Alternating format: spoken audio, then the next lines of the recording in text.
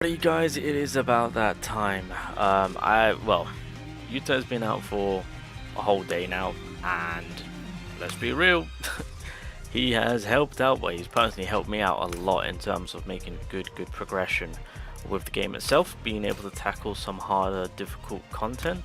Who would have thought just this one character dropping is allowing me to push through content that I was hard stuck on? But hey ho, that is his role. That's exactly what he's meant to do, help me out. Now, with all that being said, obviously we've had a few character releases, so I do want to kind of add them onto the tier list. But more importantly, it's more of the movie Zero characters. Obviously the last one will be releasing on the 29th, so I'm going to hope and pray that your boy gets lucky, and again, somehow I managed to maybe potentially get him on a free multi.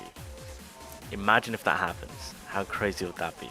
Anywho, so I believe this is where I last left the tier list, so I just kind of want to make a few adjustments, especially with how things have been playing out right now. I'm going to put Panda down 1. I'm putting this Yuki up to S. I'm putting Hanami up to S. I'm putting SR, you can stay. I kind of want to.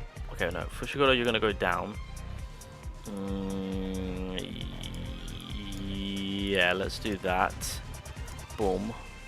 And then boom. Okay, yeah, we'll do that. And then Junpei, no, Fushiguro, you can go there. I was gonna bump up Todo, but nah, he's pretty comfortable at B, to be fair. I was gonna drop down Maki to D, because every time I see anyone pulling Maki, the distress she causes when she drops. Oh my god. I'm tempted to put Momo up to S, because I'm not being funny.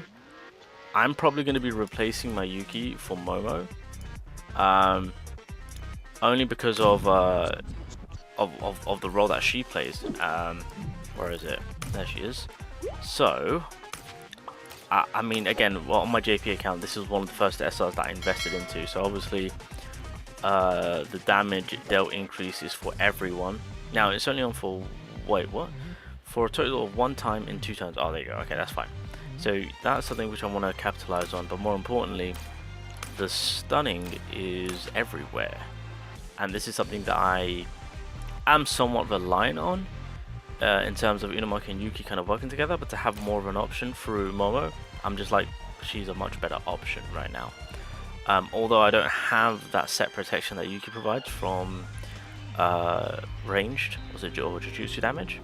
But it's fine. Wait, I'm pretty sure it is Jujutsu damage. I'm not going crazy, am I? Because that's the only thing I'll be missing out on. But I mean, that's not that. I mean, as long as I'm stunning, yeah. I mean, then again, if I need to, I can resort to using him as a bit of a defense. But okay, I'll keep Momo A for now until I dupe her out and kind of see how she feels, and then yeah, we'll go from there. Yeah. Okay, so I think this is where I'm gonna leave it for now with everything. I think I'm comfortable making the changes that I did. So we have to look into Yuta, Panda, Inumaki, and Maki, of course. Geto will be releasing on the 29th. I'm curious to see on how much of an effect this character will have on global. I still stand by he's probably going to be not mid, but not broken. Nowhere near Yuta's level, we'll say that much. But maybe 1 below it, we'll say that. But I'll see, we'll see. Okay, so we'll start things off with the SRs. This Maki, I mean, her role is to do damage. Her role is to drop the physical defense of the enemy, and that's practically it. You know, she doesn't hit hard. The one reason why I use her and the way I built her up was I needed more blue firepower. She can do chip damage, which is good. That's exactly what I need. She's got that physical drop towards the enemy, which is very nice. So if I do have a physical user that is there to do more damage, I can resort to using her as a support role from that, as a support DPS. She isn't anything too great, as I've already stated. She's not worth the investment. I just took one for the team because I just needed typing coverage. That was all. But I really wouldn't go out of my way to get her high up there in terms of wasting your resource with how delicate and needed right now resources are, especially with like pulling for bigger, better characters. You want to maximize and capitalize on working on the better ones over the ones that really won't do much for your account. So we'll just leave it at that. Panda, I'll put a 1 above. I'll put Panda 1 above. You're just going to get more in terms of the damage side of things. It's mainly from his skill 3.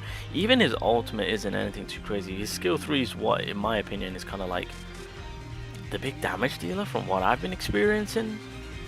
But unfortunately, his skill 3 doesn't have the where is it? The physical. I think the only physical drop that he does applies on his skill 2. Yeah, skill 2 is the only one that applies it. But his skill 3 is the one that really does, because it's 300% physical damage, 5 hits in total. What's his ultimate do? Does melee damage to all. Oh yeah, it's AoE. Oh, I forgot about that. Yeah, so big hit is his skill 3, but outside of that, again, not too much going on there. And then so the last character is Inumaki. Now obviously Inumaki is the one that I didn't put on my global account. I do have him on my JP account, but let me just quickly run him up. Details, there we go. So this character was a bit of an awkward one for me, because it's just like they've built him as a tank, when in reality, looking at him from a tank perspective, it's just, oh wait, hold on a minute. So you can taunt and you can take the damage, but like, and obviously you've got counter attack. You don't want to build yourself up to be a little bit more tanky, my guy. But he does have the ultimate removal by 2 on his ultimate, which is very nice. So delaying the inevitable in terms of if the enemy is cooking you up with a massive ultimate. Because of that, I would say it would be regarded as low A, but I'm gonna stick him at high B. I feel like that's kind of where he's more suited, only because of the role that he plays. I feel like they should have bit the bullet and just made him into a support. Because me personally, I'm not a fan of that second skill, right? If you're gonna make him a tank, at least make it so that if he does his first skill, he gives himself some form of defense or something, right? And then you can go into the second skill, right? I mean, when it comes to me thinking about a tank, I want them to be there for the long haul. I want them to mitigate damage that's coming towards them, right? I don't know. From the other tanks that we have seen, I'm just saying. But I will say the big sell factor of Inumaki, which I do love, is his ultimate. They really should have made him support, in my personal opinion. So, but it is what it is. Now, the last character in question is going to be Yuta, and I mean, there's not really much to say, is there? And he is an amazing, insane type character. As I've stated, and as we all have used to those that were able to get him. Even if you didn't get him and you're re-rolling for him, do so. Do so. It's kind of self-explanatory on where this man will be, because it's just like, we've been needing a character like this from the very beginning. And even from the very beginning, we've all, like all the content creators, you know, any type of information for Jujutsu Kaisen, Phantom Parade in terms of sites, etc., databases, etc., everyone's been kind of saying, yo, the next big must summon character is Yuta. And there's a reason why for it. Is because the role that he plays, the typing that he is, it is a crucial character that we needed kind of for global. In terms of where everything is at right now, especially typing wise, he is at the forefront of running his type. So yeah, I mean, it's kind of, again, kind of a given on where we're going to place him, of course. So the 3 Egyptian god cards, as I like to say.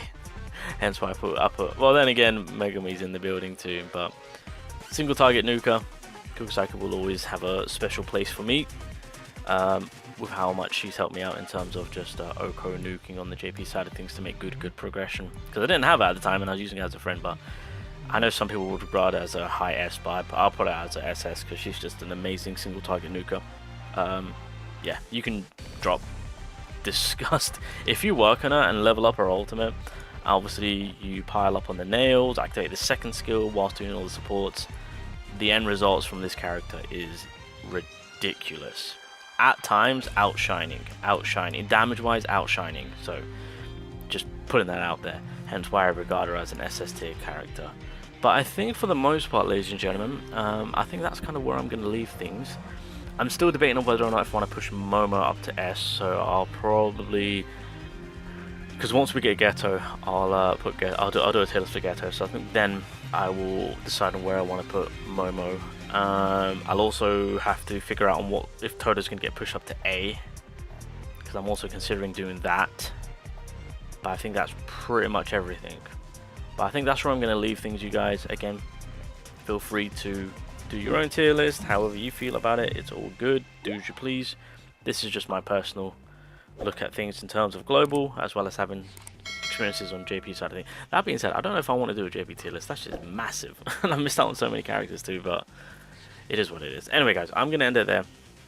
That is everything that I wanted to kind of inform you guys on in terms of where I would place them. So, yeah, we'll see how things go in terms of who is next after the movie Zero and how this shifts the game. Oh yeah, one character is going to shift the game.